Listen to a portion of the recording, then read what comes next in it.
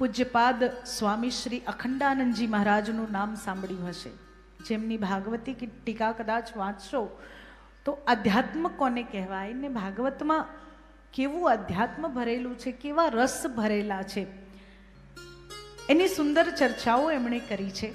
અને એમના જેવી ભાગવત તો કદાચ જ કોઈ કરી શકે.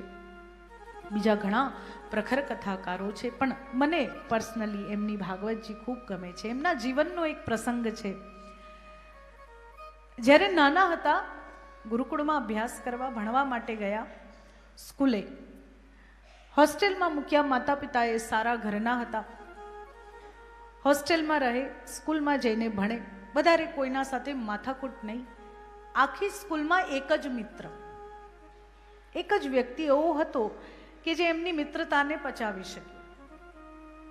એમને વધારે બોલવું, વધારે બહેસ કરવી, વધારે પંચાયતની વાતો કરવી, આ બધું ગમે નહીં. એક દિવસ એવું થયું કે તેજસ્વી વિદ્યાર્થીથી ઈર્ષા બધાને થાય. ઈર્ષા હંમેશા યાદ રાખવું કે બાળપણમાં પણ આપણને ઈર્ષા એનાથી થતી જેનો પહેલો નંબર આવતો, યુવાનીમાં પણ ઈર્ષા એનાથી જ થશે જે આપણાથી વિશેષ કરશે, અને વૃદ્ધાવસ્થામાં પણ ઈર્ષા એનાથી જ થશે જે આપણાથી વિશેષ બનીને નીકળશે. તેજસ્વી હોવાના કારણે બીજા બધા વિદ્યાર્થીઓ સ્વામીજી સાથે ઈર્ષા કરતા, ઈર્ષાનો ભાવ રાખતા.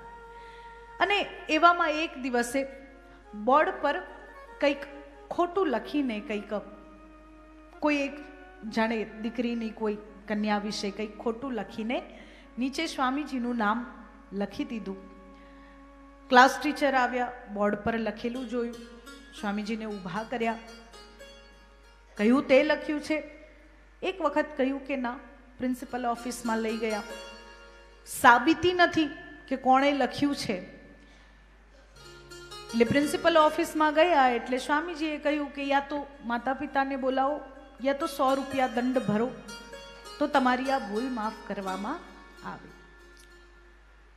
સ્વામીજીએ 100 રૂપિયા કાઢીને આપી દીધા, દંડ ભર્યો. સાથે રહેતા મિત્રને એમ થયું કે સ્વામીજીએ કેમ આવું કર્યું હશે. તરત જ જઈને કહ્યું કે આમાં ક્યાં તમારો વાંક હતો, તમે આવું લખ્યું નથી, તમે આવું કહ્યું નથી. માતા પિતાને પણ બોલાવ્યા હોત, થોડી બહેસ થાત, વાતો થાત, તપાસ થાત, ખબર પડત કે ખરેખર કોણે કર્યું છે. ત્યારે સ્વામીજીના શબ્દો હતા કે ભાઈ, એટલો બધો સમય શું કામ બગાડવો? સમય એ પરમાત્માની અમૂલ્ય ભેટ છે, અને એ સમયને ખોટી બહેસમાં 100 રૂપિયામાં વાત, મને 5 મિનિટ મારા શિક્ષક લડ્યા, મને એમની ટાંટ પડી, 5 મિનિટ 100 રૂપિયા આપ્યા, શાંત પણ થઈ ગયા. એમને સંતોષ થયો કે મેં ભૂલ સ્વીકારી, વાત પૂરી થઈ ગઈ. મારા માતા પિતા અહીંયા આવત, એમનું કામકાજ છોડીને એમનો સમય બગડત. પ્રિન્સિપાલ સાથે જ્યારે બહેસ થાત, જ્યારે બોલવાનું થાત, ત્યારે પ્રિન્સિપલ માતા પિતાનો સમય અને મન બંને બગડત. તપાસ થાત તો કોઈક એવું વ્યક્તિ જેને કદાચ કર્યું પણ હશે તો પહેલાં તો એ જૂઠું બોલત, પછી બહુ ના કરતા એને માર પડત, માર ખાઈને પછી એનો સ્વીકાર કરત. આવામાં 10 દિવસ બગાડ્યા કરતા 5 મિનિટમાં હું સ્વીકારીને વાત પૂરી કરું તો કેવું સારું. ભગવાનના ભક્ત આવા હોય, પ્રભુમાં ચિત્ત જ્યારે લાગી જાય ત્યારે એવા લોકો સાથે કે જે સમજવા તૈયાર નથી. અને 2 પ્રકારના વ્યક્તિ હોય.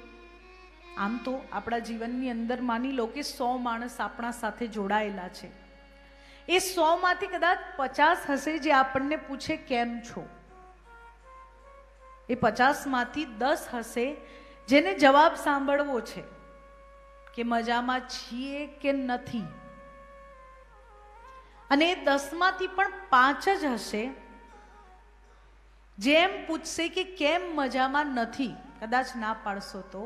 અને 5 માંથી 1 જ હશે જે તમે કેમ મજામાં નથી એ સમજશે.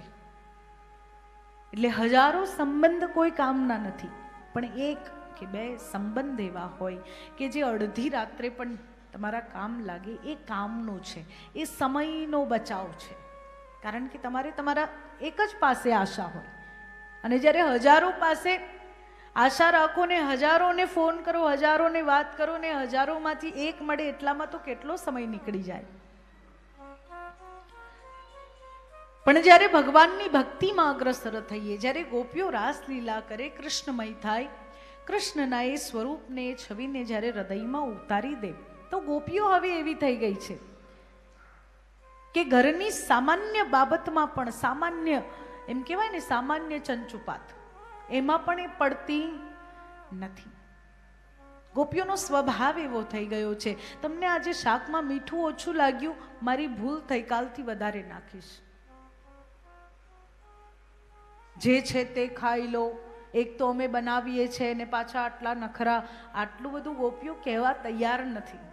કેમ? કારણ કે આટલું બધું જો કહેવા જાય ને તો એટલા સમય માટે જીવા પરથી કૃષ્ણનું નામ જતું રહે, એટલા સમયનો વ્યય થઈ જાય. એ ગોપી ભાવ છે. મહાપુરુષો કહે છે કે જ્યારે સંતોને પરાકાષ્ઠાની પ્રાપ્તિ થઈ જાય, ભક્તોને પરાકાષ્ઠાની પ્રાપ્તિ થઈ જાય, પરમાત્માના સમીપ જતા રહે, તો એ ગોપી ભાવમાં રહે. તો ગોપી ભાવ જ આ છે. માત્ર ને માત્ર પરમાત્માનું ચિંતન, દરેકે દરેક જગ્યાએ પરમાત્માને જોવા. આપણા સાથે સારું થયું એના કારણ પણ મારા પ્રભુ, અને ખોટું થયું એમાં પણ પ્રભુએ મારા માટે કંઈક સારું વિચાર્યું. ભગવાન ક્યારે ખોટું કરતા જ નથી.